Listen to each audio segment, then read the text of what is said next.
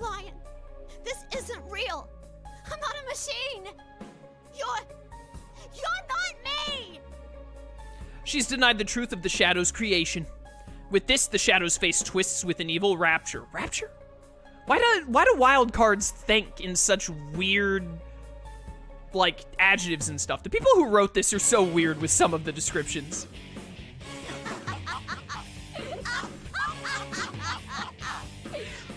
Finally! You finally said it! Now, I can be myself!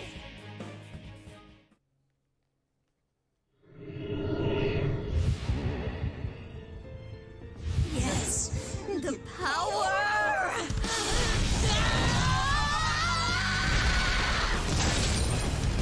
In Narukami's story here, we're going to watch all animated cutscenes that come up. I especially want to see Labrys getting her persona one last time.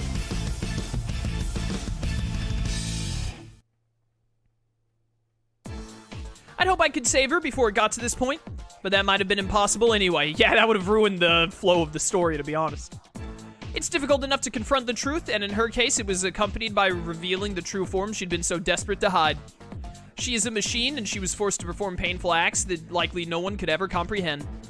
The truth she was avoiding wasn't just part of her personality, but her actual body itself. I can't imagine the shock she's experiencing. But now that the reality she built for herself has crumbled, I want to help her. She may be a machine, but she has a heart. Labrys has denied her past in which she was forced to fight and kill her friends, and her pain comes out in a long, echoing scream. What has to be done to a heart to cause such terrible screams? There's only one thing that we can do. The wild cards never really speak at all, being silent main characters. Well, no, not entirely true. Akechi is a wild card, as is Aigis, and they talk plenty. Oh, am I gonna have to do this again to get to get these two different options to get the red clear? We will accept who you truly are.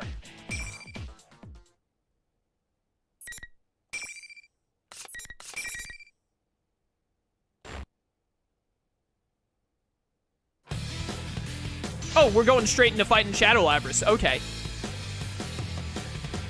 Let's get it. Final. Time to remember how to play as Narukami. Haven't touched Narukami since the first 3 hours of the game.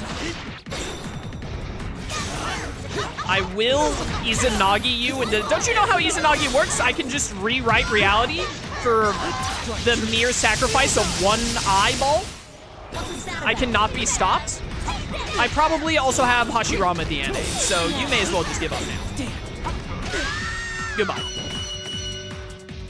Easy peasy.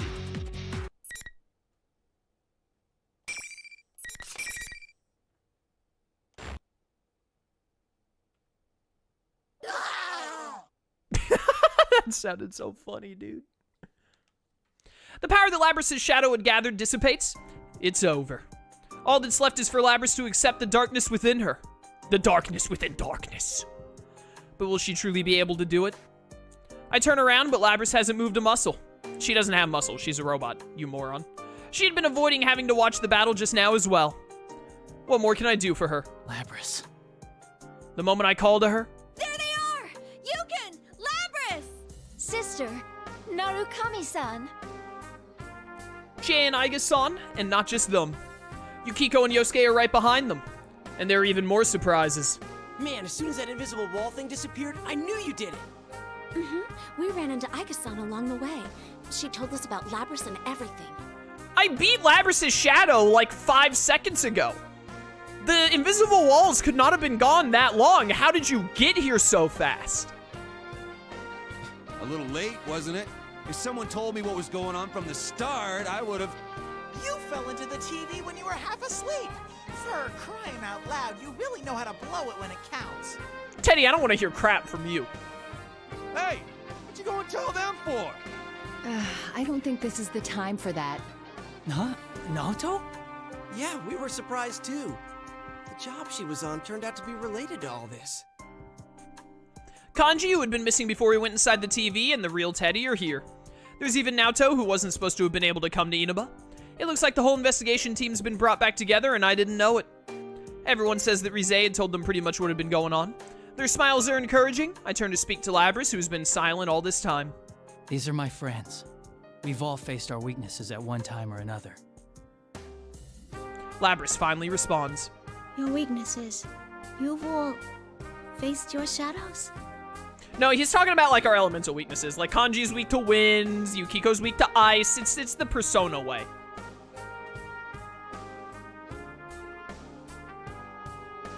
Everyone gathers around Labrys. Yeah, I know that Xenoblade 3 and Digimon Survive have release dates. That Digimon Survive release date is not confirmed to be worldwide, though, so we might not be getting Survive until, like, the end of the year or something here in the West. Everyone gathers around Labrys. Labrys tries to shrink away nervously, but Rise is behind her and won't let her retreat. All right, this is starting to... What if she's claustrophobic, dude? Sheesh, enough doom and gloom. If you don't hurry and accept her, she'll get all lonely. But I'm a weapon who didn't want to fight. And I dragged you all into this. You're still hung up on that? It's over already, dummy. Your jumping skills were amazing, but you're surprisingly sensitive, aren't you? What does that have to do with her jumping skills? You're really cute, Labby-chan. You're so meta-luring. Are you all listening to me? Labrys needs to face her shadow now, and...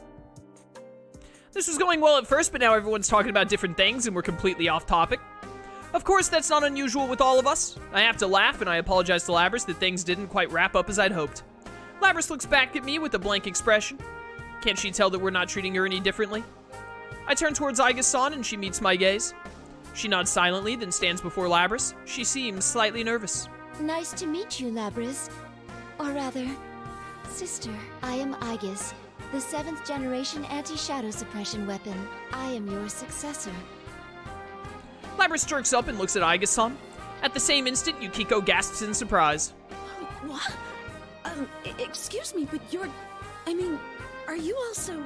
Look at her shoulders, you moron. Yes, she's a robot. Yes, I too am a robot. It just occurred to you now? Look at her shoulders! Weren't you with her all this time, Yukiko? How did you not notice something like that? That is so like you. Once again, everyone looks towards Aiga-san and Labrys, the non-human sisters. Now that I see them standing together, there is something like a family resemblance. Maybe I've been doing this wrong the whole time. If Labrys is Aiga-san's older sister, then should I be calling her Labrys-san? Well, I guess that doesn't matter. Okay. My mission to retrieve you has brought me here. My colleagues are waiting for you. Are they gonna lock me up again? Well, considering all I did, of course they will. Labrys' expression darkens. I hadn't thought about it, but if Labrys and Aiga-san are treated as weapons, it's no surprise that there would be measures to keep them in check. But Labrys shouldn't have to just accept it, if she truly is going to be locked up. I make up my mind and wait for what Aiga-san has to say next, but she smiles. We can discuss that later. Right now, there is an important task you must carry out. I gotta do this, huh? Aiga-san quietly points at the shadow that has remained still while we've been talking. How very polite of that shadow. Labrys looks at the shadow and then turns away and casts her gaze down at the ground again. I see. So now I'm gonna have to act. It's okay. We're all right here with you. I indicate my friends that have gathered around her. I had been forced to fight against my friends, just as Labrys had in the past. Yeah, except you didn't have to, like, murder them and then absorb their memories. But I have been able to endure the suffering that Labrys had not. Of course, I hadn't been forced to fight to the death. Yeah, this is still significantly different. Like, I kind of hate the sentence, I had been able to endure the suffering when she couldn't. Her suffering was way more intense than yours by many magnitudes. Like, that's actually so insanely arrogant. Shut up. But the biggest difference between Labrys and me is that I wasn't alone. What if I had been all alone in this place? What if everyone else had forgotten about me and I'd had to fight all alone? Just the thought of that hurt. Labrys had been forced to endure that pain. She must have thought that there was no escaping it. But she'll be alright now. We're not going to reject her. It doesn't matter if she's a machine. She's not alone anymore. Yeah. Labrys slowly looks around at all the faces, searching each one for confirmation. Finally, she turns back to me and nods. Labrys then walks over to face her shadow. When she walks, she no longer seems to be bound by her fear. She then looks down at herself. She looks at the mechanical body that she had convinced herself she didn't have. That's right. You're me. Labrys and her shadow turn to face one another and stare into each other's eyes. She can't avoid looking at the shadow The way now. I was on the inside, screaming to be understood. The pain wanting to be known. You're all I couldn't say. You were always inside me. You're me. A machine with a heart.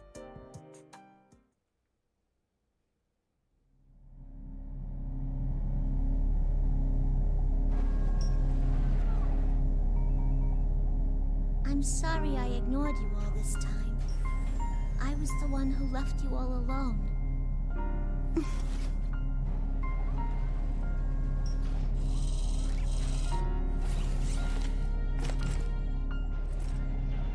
No.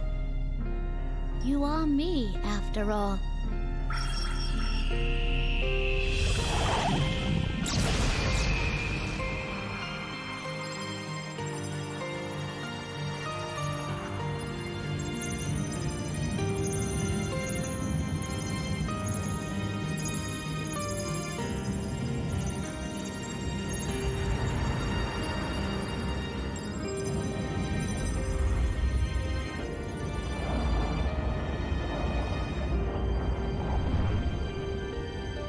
This is my persona.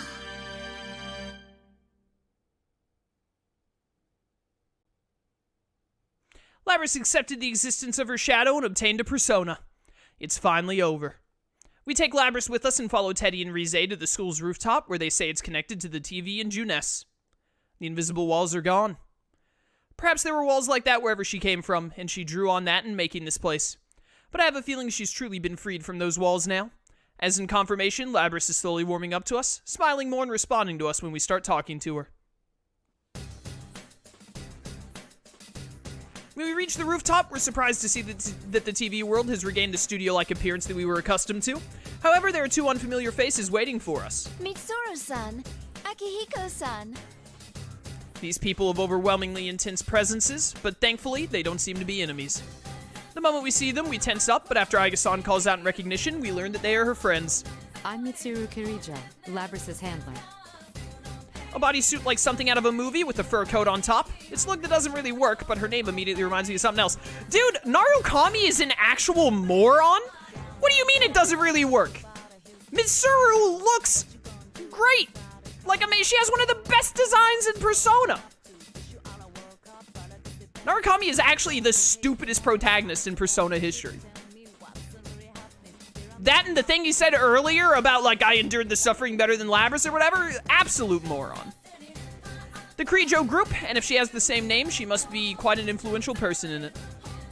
The research organization that developed Labrys and Aiga-san must belong to her. I'm Akihiko Sanada. Sorry for all this trouble.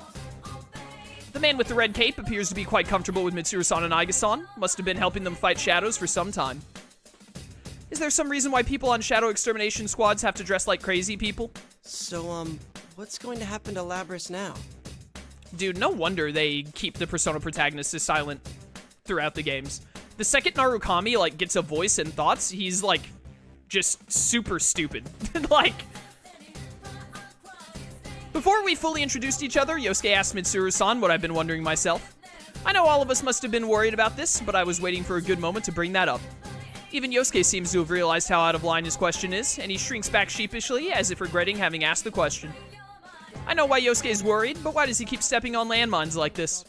Well, if he's already stepped on it, we may as well wait for the smoke to clear and see if there's any answer. Well, you deserve to know.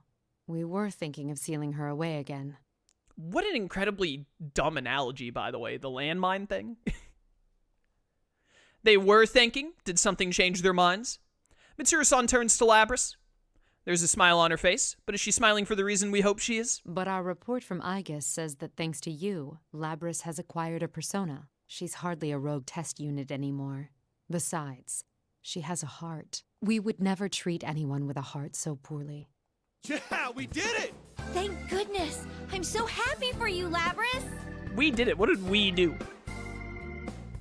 My friends roar in excitement. Labrys looks around at us all bewildered before saying anything. Even though we've only known her for a very, very short time, we've already come to accept her as our friend. Mitsuru-san's words come as a great relief, as if I'd been worried that she might lock me up too. Good job, guys. Let me say thanks. He speaks without any hint of concern, but I see a touch of gratitude in Akihiko-san's eyes. He certainly looks, how can I put it, bold, but he must be an honest and upright person.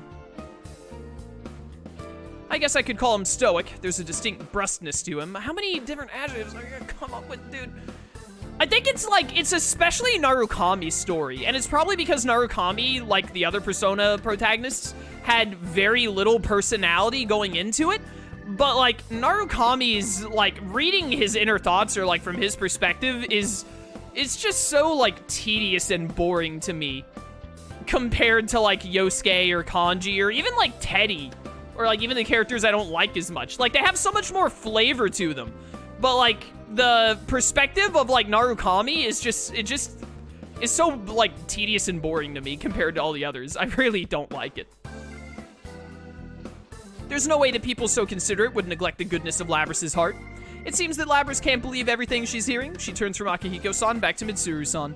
You're not gonna lock me up again? No fooling? We only seal away objects.